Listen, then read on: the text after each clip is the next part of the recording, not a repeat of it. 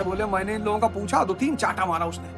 बोली मैंने इन लोगों का पूछा, कोई हो हिंदू मुसलमान सिख ईसाई सब मेडिकल शॉप पे मिलती है, अमेरिकन ब्रांड की मिलती है, अमेरिकन ब्रांड की। हमारा जब पहली बार प्री नहीं निकला आईएएस का, तो हम यही ढूंढ रहे थे किसका किसका नहीं निकला है। फिर जिनका नहीं निकला था वही सारे ग्रुप बैठ के रात में कोल्ड ड्रिंक पी रहे। जितने लोगों ने बाहर पैसा कमाया है, अच्छा उन्होंने गांव पे शानदार मकान बनाया, लेकिन बनाया 10-10 बीघे में मकान, ट्रैक्टर खड़ा कर रखा है। क्यों? मरो बेटा, डेली देख देख के मरो। दुनिया में सबसे ज्यादा आपके लिए जहर कौन खोदता है? 3 ही लोग खोदते हैं, पड़ोसी, रिश्तेदार और दोस्त। आख्या का एक जिन्न सर पे बैठा है, तंत्र करवाए, वही बोलता है, लड़के सोचता समझ रहे कुछ तो खेल है, मान ही नहीं रहे बेचारे। तो हम गोदान का 4था अध्याय पढ़ रहे हैं और हमने 4थे अध्याय में बहुत कुछ सीखा। पहली बात तो यही सीखी कि नींद का मनोविज्ञान क्या है। नींद या तो सपने की वजह से नहीं आती या चिंता की वजह से नहीं आती।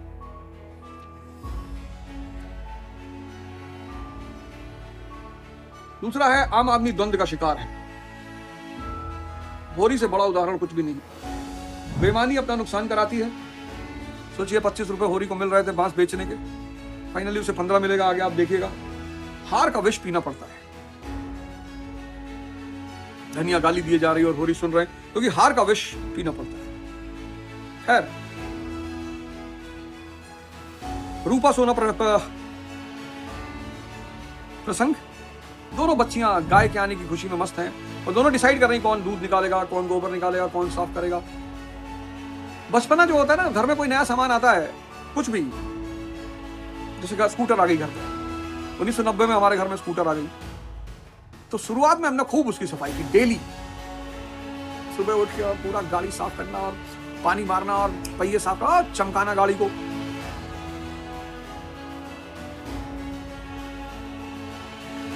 किसी प्रिय वस्तु पर अधिकार किसी आनंद से कम नहीं।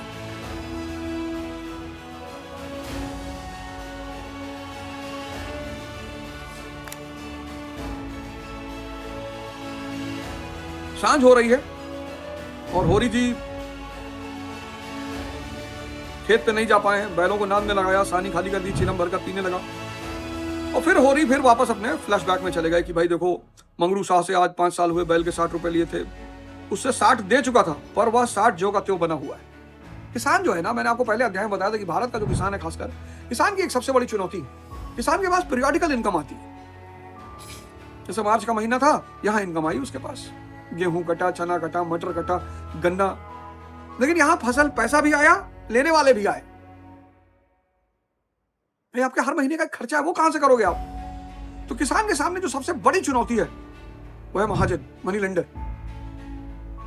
उसे घर में शादी है, मुंडन है, बीमारी है, पैसे की जरूरत है।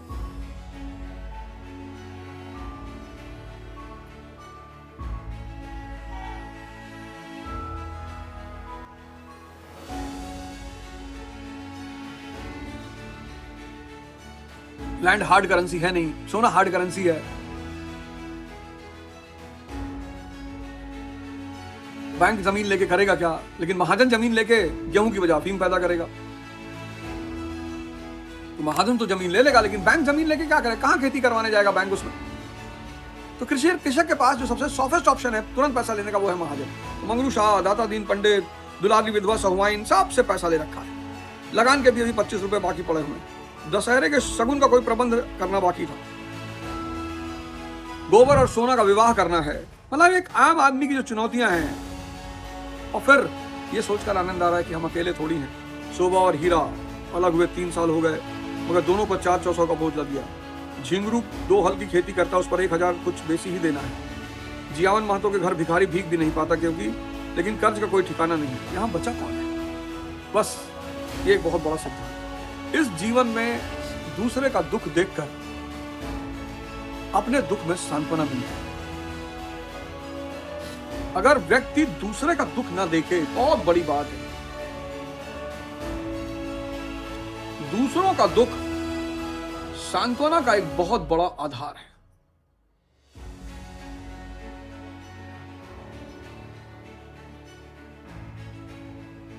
अब देखिए, लोग बात करेंगे कि अरे भैया सब परेशान है भैया, मुकेश अंबानी तक परेशान है भैया, शाहरुख खान परेशान है भैया, एलन मस्क परेशान है भैया। ये चीज इतनी सांत्वना देती है ना, ये सोचकर आदमी अब होरी के ऊपर इतना दुख है माता दीन, दुलारी सहुआइन, मंगरू शाह, सबका पैसा बाकी है। गोबर की शादी करनी, सोना की शादी करनी, लेकिन फिर वो सोच रहा है कि यार हीरा और शोभा के ऊपर 400-400 रुपया, मेरे ऊपर तो सिर्फ 300 है। जियावन शाह के ऊपर तो 1000 रुपए ज्यादा है। कितना बड़ा सूत्र निकल कर आया कि दूसरों का दुख जीवन में एक बहुत बड़ी सांत्वना की भूमिका अदा करता है। नोट करिए इसको। जब भी हम दुख से घिरते हैं, मैं जब संस्कृत में फेल हुआ क्लास 8 में, मैं घर पहुंचा, माता जी ने कहा क्या हुआ भाई? अरे मैंने कहा कि वो आलोक भी फेल हो गया, सुधीर भी फेल हो गया, दानिश भी फेल हो गया। अरे बोले मैंने इन लोगों का पूछा, 2-3 चाटा मारा उसने। बोली मैंने इन लोगों का पूछा, मैं तुम्हारा पूछ रही हूं। मैंने कहा मैं भी संस्कृत में फेल हो गया हूं। हमारा जब पहली बार प्री नहीं निकला आईएएस का, तो हम यही ढूंढ रहे थे किसका किसका नहीं निकला है। और फिर जिनका नहीं निकला था वही सारे ग्रुप बैठ के रात में कोल्ड ड्रिंक पी रहे। जिनका निकल गया वो अलग ग्रुप मजा ले रहा था, जिनका नहीं निकला वो अलग गुट। दूसरों का दुख एक बड़ी ताकतवर सांत्वना है, और इसी सांत्वना के बल पे ये पूरा विश्व चल रहा है। सहसा सोना और रूपा दोनों दौड़ी हुई हैं और साथ बोली भैया गाय ला रहे हैं, और आगे आगे गाय, पीछे पीछे भैया। अरे फिर क्या था? फिर तो होरी का सबसे बड़ा, आज मेरे मन की बड़ी भारी लालसा पूरी हो गई। किसान की सबसे बड़ी लालसा है गाय। क्यों? क्योंकि उसके पीरियोडिकल इनकम को खत्म करती है गाय। इसीलिए भारत में गाय को मां कहा गया। इसीलिए भारत में गाय को मां कहा गया। आप विश्वास नहीं करेंगे, पर जितने भी कैंसर के पेशेंट हैं सबको गोमूत्र पीना पड़ता है, सबको, और कोई ऑप्शन ही नहीं है सर। कीमो के दुष्प्रभाव से बचने के लिए सबको,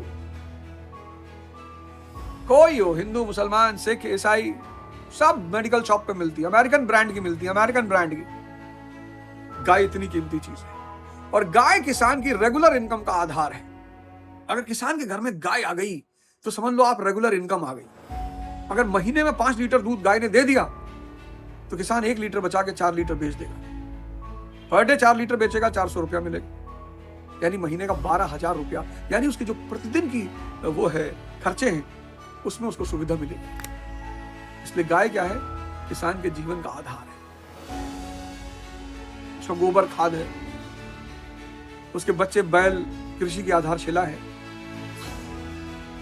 होरी दौड़कर गाय के गले से लिपट गया। स्वाभाविक सी बात है, जब आपकी जीवन की सबसे बड़ी इच्छा पूरी हो रही तो आप गले से लिपटेंगे। होरी सचमुच आपे में न था।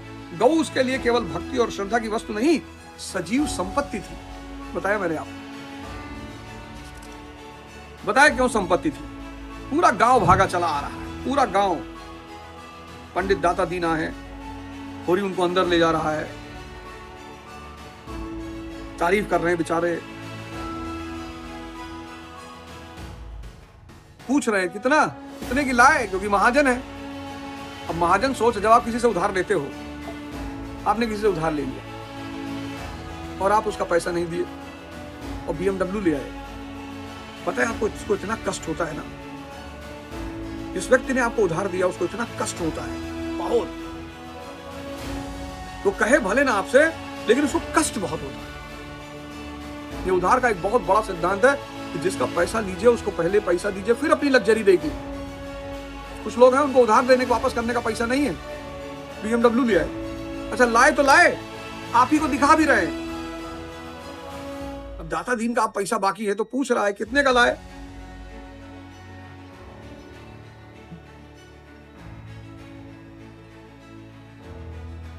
पूरे चौकस। अपने महाजन के सामने यह डींग मारकर होरी ने नादानी तो की थी, पर दाता दीन के मुख पर असंतोष का कोई चिन्ह न दिखाई दिया। इस कथन में कितना सत्य है या उसकी उन गूढ़ी आंखों से छिपा ना सके। इसमें ज्योति की जगह अनुभव छिपा बैठा था। जान गया कि झूठ बोल रहे हो, खाने को है नहीं, तुमका पैसा दोगे, कोई गणित तो तुमने लगाया है, लेकिन चलो खैर छोड़। लेकिन तुरंत उस आदमी ने अपना इंटरेस्ट साधा, कहा कि 5 सेर दूध है इसमें, बच्चे के लिए छोड़कर। महाजन है, उसने तुरंत कहा कि 5 सेर दूध है इसमें, बच्चे के लिए छोड़कर। धनिया ने तुरंत टुकारा, नहीं महाराज इतना दूध कहाँ, बुढ़िया तो हो गई, फिर यार रातिब कहाँ धरा है। और जाते जाते दाता दीन कहते हैं कि घर के अंदर बांधना, बाहर मत बांधना, नजर रखती।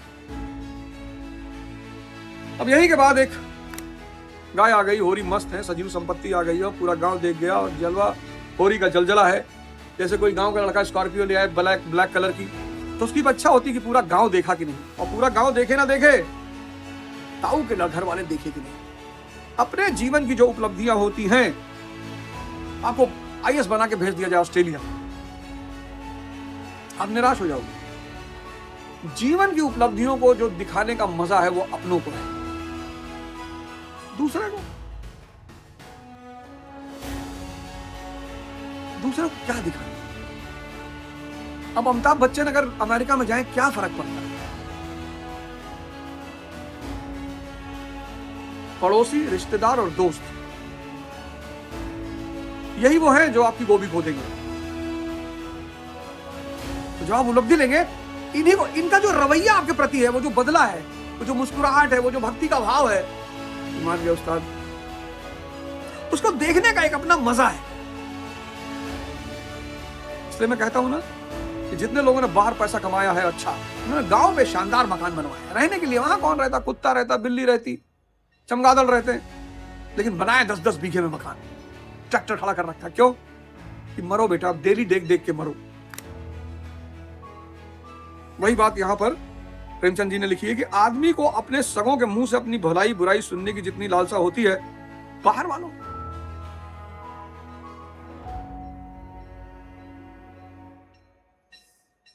दुनिया में सबसे ज्यादा आपके लिए जहर कौन खोदता है? 3 ही लोग खोदते हैं, पड़ोसी, रिश्तेदार और दोस्त। इनको दिखाने तो वो चाहता है कि भाई शोभा और हीरा भाई भी आ जाते, देख लेते तो मजा आ जाता। तो अपनी बेटी को बुलाता है, रूपा को कहता है जा हीरा काका को बुला ला, शोभा काका को भी देखती आ। मना करती है वो, लेकिन फिर जाती है, तब तक उसकी माता जी मिल जाती हैं, धनिया वापस बुला लाती है। तो फिर प्रेमचंद जी ने लिखा कि द्वेष का माया जाल बड़ी मछलियों को ही फंसाता है। छोटी मछलियां या तो उसमें फंसती ही नहीं या तुरंत निकल जाती। बच्चे, आप देखो घरों में झगड़ा है गांव में आपस में, या पड़ोसी में आपस में, शहर में, तो बड़े बात नहीं करेंगे, लेकिन बच्चे, द्वेष का माया जाल बड़ी मछलियों को ही फंसाता है। क्या पॉइंट लिख दिया है।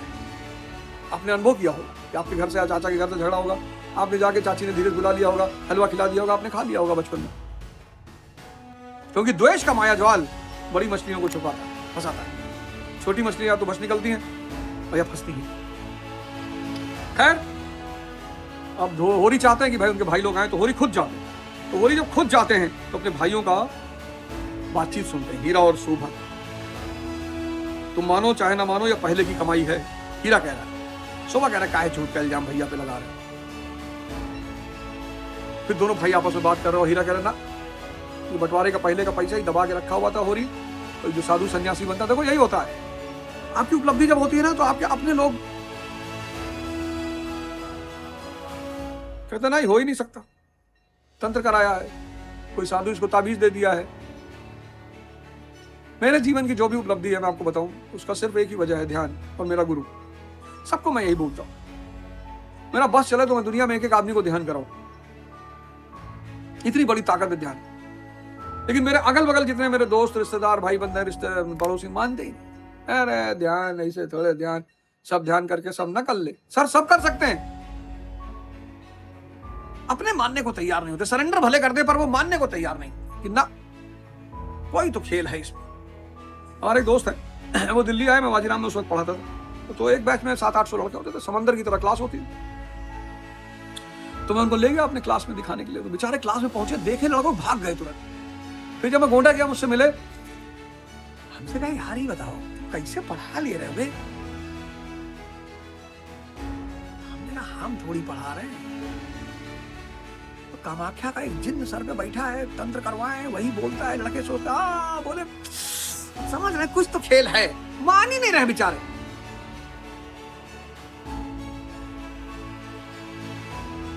पर आपको किसी को मनवाना भी नहीं, आप सिर्फ अपना काम करिए बस।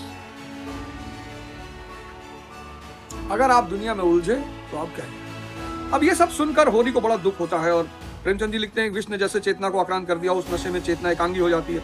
घर आते हैं और कहते हैं मैं गाय वापस करने जा रहा हूँ। धनिया ने कहा क्यों वापस करने जा रहे हो? कहते नहीं, सब लोग कह रहे हैं कि हम बंटवारे का पहले का पैसा दबा रखा था मैंने। अरे धनिया ने कहा फालतू की बातें छोड़।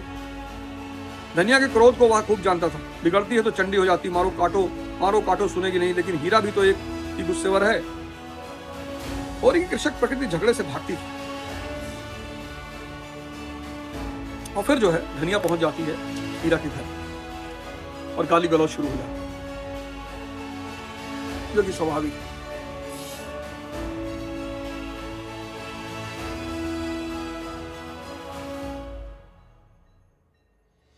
सुनने वाले कभी इस पक्ष में कभी उस पक्ष में।